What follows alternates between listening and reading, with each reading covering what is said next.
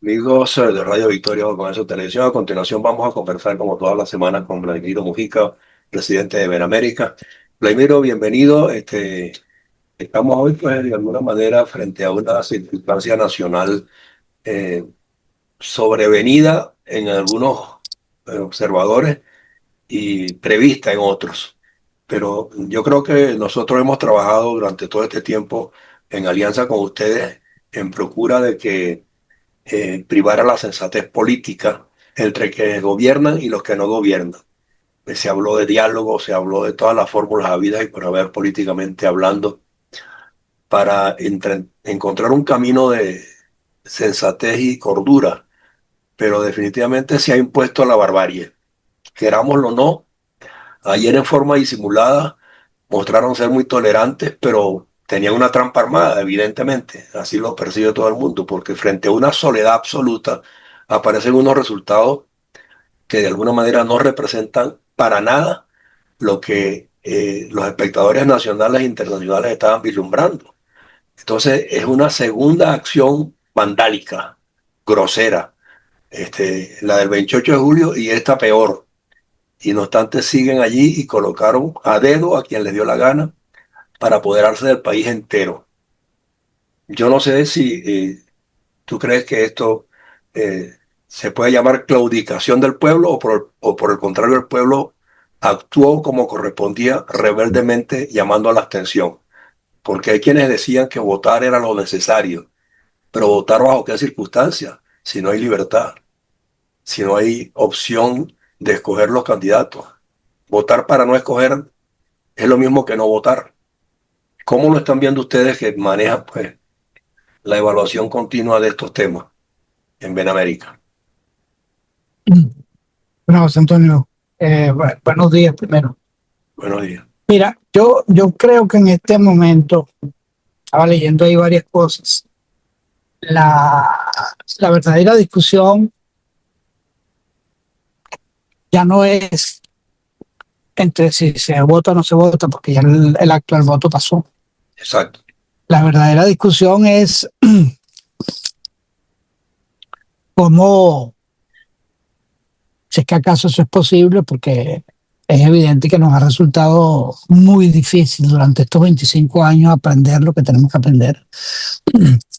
La pregunta ahora es si aprendimos algo. Aprendimos algo, me refiero a los factores que legítimamente están actuando para que el régimen reconozca su derrota en las elecciones presidenciales pasadas, que fue es el acto, yo no digo que esto de ayer no haya sido, que tenga muchos elementos de trampa, yo no digo eso, pero es que la violación mayor, más importante que ha cometido el régimen es usurpar la voluntad del soberano, usurpar la voluntad del pueblo venezolano, que es el principio fundacional de la República, y entonces hacer ver que ellos ganaron la elección presidencial sin producir ninguna prueba. Ese es vamos a llamarlo así, ese es el pecado original. El pecado original es entonces el hurto y el atropello a la voluntad popular que se expresó el año pasado. Luego este otro evento al que tú te estás refiriendo, la elección de ayer, bueno, todo parece indicar, yo no he visto las pruebas finales, pero todo parece indicar que esos números que ellos están dando son incompatibles con la realidad que se vislumbraba en todo el país. Es decir, ellos aparecen entonces ahora diciendo que votó más o menos un 48% de quienes podían votar en esta elección. Y en realidad ayer era imposible imaginarse que ese número fuera a pasar del 10%. Entonces está claro pues que todo lo que se podía anticipar como verdad ayer fue modificado de ayer para hasta las 11 de la noche, cuando el Consejo Nacional Electoral dio los números que dio. Luego el mapa completamente rojo, excepto el estado Cojedes, Sí, que proporcionan para las gobernaciones eso también parece un hecho imposible de defender. Es decir, que independientemente de lo que esto representa como división dentro de la oposición, por supuesto esta división, las responsabilidades no están igualmente distribuidas, porque allí está claro pues que el binomio tenía, María Corina no tenía un mandato específico y no se pudo llegar a acuerdo. Y entonces no se puede llegar a acuerdo, termina por ser una pregunta que en este momento yo me imagino que todos los que no actuaron a favor de buscar ese acuerdo deben estar reflexionándolo si es que no tienen algún acuerdo con el régimen, que yo creo que es la situación en la mayoría de los casos. Entonces tiene que haber una reflexión muy intensa, porque después de 25 años seguimos dando peleas que son imposibles de ganar, y la que se dio para la elección de Edmundo González, que era posible de ganar, se ganó, y se ganó frente a toda la comunidad internacional. Entonces, claro, esto que ocurrió ayer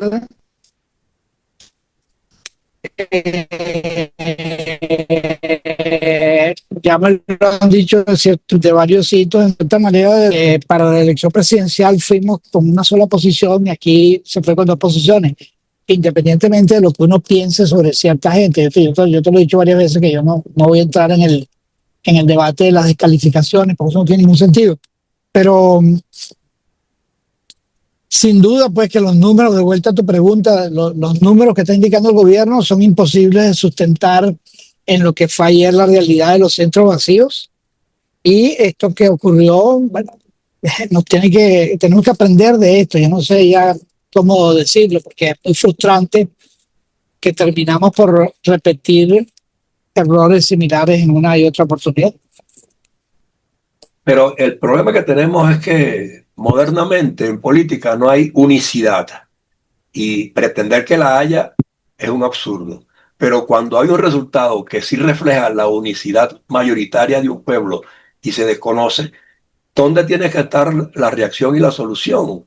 Porque no puede ser siguiendo las indicaciones de quien te robó, sino por el contrario, hay que seguir las indicaciones de las instituciones nacionales o internacionales. Sin duda, la página que no se puede pasar, y te lo dije antes, es la de la elección presidencial. Esa página no se puede pasar porque ahí se evidenció la voluntad del pueblo, y esa voluntad del pueblo es el principio fundacional de la República. Y entonces, bueno, allí corresponde unir todo lo que haya que unir para que ese objetivo fundamental de que el régimen acepte su derrota en esa elección se manifieste. Y esto que pasó ayer no cambia ese objetivo fundamental, más bien lo reafirma, porque tú tienes razón cuando dices que en muchos casos en política no hay soluciones únicas, y entonces que abogar por la unidad no tiene el mismo peso que abogar por la acción estratégica conjunta de los factores que estén de acuerdo con eso. Y si no se une a todo el mundo, no se une a todo el mundo. Pero el problema es, tú tienes razón en eso en principio, pero el problema es que nosotros nos estamos enfrentando a un adversario que maneja el país como si fueran los capataces del país.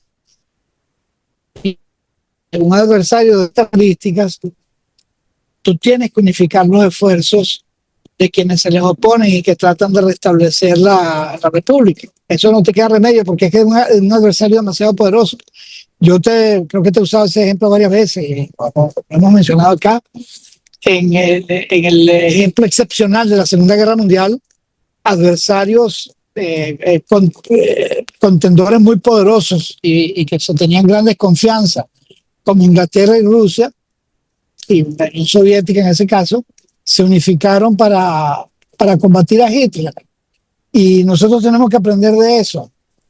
Y bueno, mientras no lo aprendamos, vamos a seguir vamos a seguir atrapados en esta cosa. Aquí tú tienes toda la razón, y por supuesto yo sostengo que el problema fundamental era respetar la voluntad del pueblo, y eso se expresó en el reconocimiento a María Corina como líder de la oposición y a Edmundo González Urrutia como presidente. No cabe la menor duda de eso. Pero eso se desconoció, esta gente sigue en el control, y entonces aparece este acto electoral que fractura aún más a la oposición. Sí, no, y el problema que tenemos ahorita es que se desnaturaliza el concepto de democracia, donde es la voluntad de las mayorías, y en esta ocasión es de las minorías las que están imponiendo a las autoridades locales y regionales. Sí, bueno, Entonces el concepto democrático pierde su esencia también en esta segunda circunstancia. La perdió primero porque una presidencia fue arrebatada y ahora la pierde por segunda vez frente a una escogencia de unos individuos sí, esto es que, el control de las minorías. sí, entonces eso es lo impresionante, ¿no? Bueno, aunque tú sabes, para hurgar en el concepto, tú sabes que en las democracias parlamentarias, cuando los partidos mayoritarios no pueden conseguir el control del Parlamento, entonces se han dado muchos casos en que lo que gobierna es una unión de minorías. Y eso, bueno, eso significa una cuestión sumamente traumática para la nación. Eso pasó, eso ha, ha pasado y está pasando en Israel, ha pasado en su momento en Alemania, pasó en su momento en España. Ahora, lo que pasa es que esto es completamente distinto porque aquí no se trata de una democracia parlamentaria, sino de una democracia que elige cargos por votación popular desde la presidencia, la gobernación, etc. Entonces, lo que tú estás diciendo, el gobierno de la minoría es una violación mayúscula de la Constitución. En la práctica, a menos que se haga un esfuerzo muy importante del lado opositor, eh, esto pone un obstáculo muy severo a cualquier solución electoral, que era por supuesto lo que ellos estaban buscando.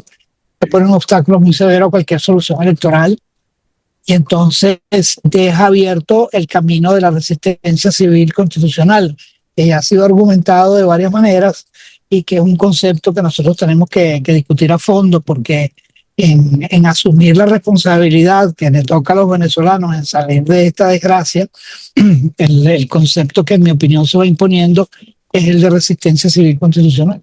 Sí, esa resistencia ayer fue el primer paso, el no haber ido a votar sabiendo que estaban compitiendo contra un señor que se robó las elecciones, porque estas elecciones las propuso quien se robó las del 28 de julio.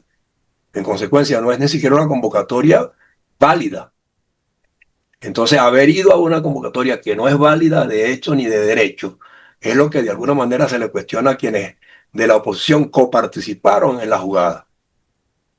¿Me comprende? Yo escucho el argumento, pero como te digo, eso en este momento es un capítulo del que tenemos que aprender y no tienen, sí, podemos seguirlo haciendo, el criticar y el decir, pero eso no nos resuelve ninguno de los problemas y es entonces cuando llegó el momento de trascender lo que se pueda trascender. No se va a poder trascender todo, pero va a ser necesario trascender algunas cosas porque por la ruta de señalar culpas no vamos para ninguna parte tampoco. Señalar culpas es un punto importante para asumir responsabilidades. Y Pero los actos de fíjate que contrición. los ciudadanos comunes y corrientes están pagando culpas que no son tales. El ciudadano común y corriente, los periodistas los detienen y los catalogan de terroristas y de cuanta cosa se les ocurre. Sí, Entonces, yo no me refiero a esas culpas. Eso está claro, eso es el abuso de poder y eso es la forma cruel de ejercer el poder que tiene esta gente. Eso está claro, la detención de Guanipa y todo lo que han estado haciendo. Cuando yo me refiero a culpas, me refiero a seguir señalando culpas dentro de la oposición, porque llegó, en mi opinión, un momento de trascender lo que hay que trascender hasta donde se pueda llegar en eso. Claramente hay cosas que hay diferencias que no se van a poder trascender, pero si no aprendemos de esto para realmente estimular que se fortalezca ese liderazgo que la gente, por el cual la gente decidió, que no hay demasiadas otras opciones, y se conversa lo que haya que conversar, entonces esto, bueno, seguiremos cosechando cosas de este tipo. bueno, de todos modos, ya ustedes en Benamérica fijaron una posición oficial al respecto. Yo no la he recibido todavía como institución, como Ah, organismo. es un documento que va a salir hoy. Ok, todavía no ha salido.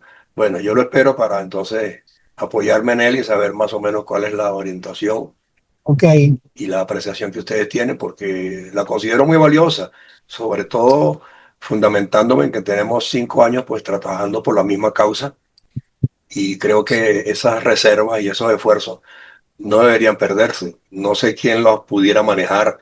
El régimen actual y sus escogidos mm, harían caso omiso de todo lo que se proponga desde otras instancias, por lo que se ve, ¿no?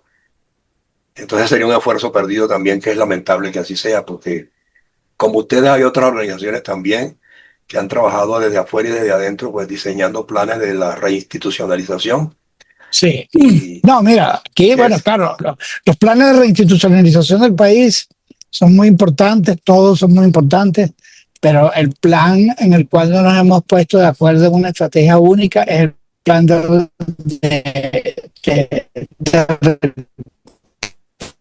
recuperación me fue tu audio. del país, de modo que digamos, todavía no estamos.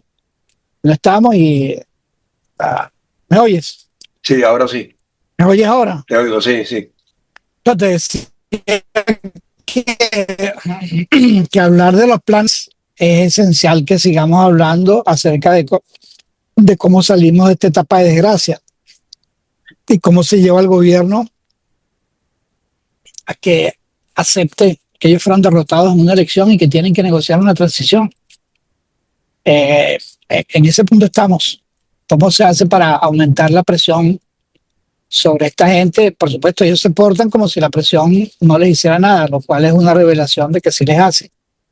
Pero de todas maneras estamos en una situación muy dura para Venezuela y los venezolanos, porque por más que la gente diga yo me tengo que ocupar de mi vida y de mi existencia y de comer, etcétera, a la ciudadanía hay que transmitirle de manera inequívoca que nosotros no vamos a salir, ni ellos, ni nosotros, ni nadie va a salir de esta desgracia si no se sustituye el régimen de Maduro y si no se avanza en una transición. Bueno, no sé dónde vamos a conseguir los interlocutores a lo interno de ellos, porque en la oposición puede ser que tú converses y hagas a la gente recapacitar, pero es que No, los en el régimen, interlocutores. el régimen persiste una y otra vez y ya van 25 años persistiendo en que ellos son Pero los dueños de la verdad por y supuesto, negociar con ellos ellos no, es perder el tiempo. yo no estoy hablando de una negociación inocente con ellos, yo estoy hablando de una negociación bajo presión, que es lo que yo creo que nos corresponde. Yo no creo que nosotros vamos a encontrar ningún interlocutor en ellos que esté dispuesto a negociar tranquilamente ninguna transición, sino que eso va a tener que ser con elementos de presión muy claros y muy importantes. ¿Tú crees que se están manejando en alguna parte esos mecanismos de presión? Yo, yo creo que sí, se están manejando, solamente que hasta ahora no han convergido, pero yo no veo razón para tirar la toalla ninguna, y tampoco veo razón para pensar que, bueno, con ellos no hay con quién conversar. Por supuesto que no hay con quién conversar en las presentes circunstancias. En otras circunstancias, como ha ocurrido en otros países, ya aparecerán los que tienen que conversar. Bueno, en eso estamos nosotros. Nosotros tampoco hemos tirado la toalla. Sí. Yo he dicho que la lucha continúa y ayer se demostró pues que definitivamente no son invencibles. Fueron vencidos, pero no lo quieren reconocer y están usando todas las artimañas para quedarse allí. Por supuesto, en eso tienes toda la razón. Ayer fue derrotado masivamente el régimen y fabricaron una verdad que no tiene nada que ver con la verdad real, Y eso, una verdad construida. ¿Sí? bueno, ya son 2 veces que se le han derrotado continuamente a Maduro en las elecciones presidenciales y a todo su séquito ayer con la no comparecencia a votar para convalidar su vagabundería de julio. En consecuencia, pues alguien tiene que tomar nota de esto. No sé qué instancia, si es judicial, si es de política, si es de potencias, no sé qué, de mercado, pero algo habrá de pasar para de alguna manera terminar de sacarle a la alfombra a esa gente. Sí. Bueno, cualquier cosa estamos en contacto. Cuando llegue Bueno, el boletín de ustedes, me lo manda, por favor. seguro. Abrazote. Gracias. Un abrazo. Chao, chao.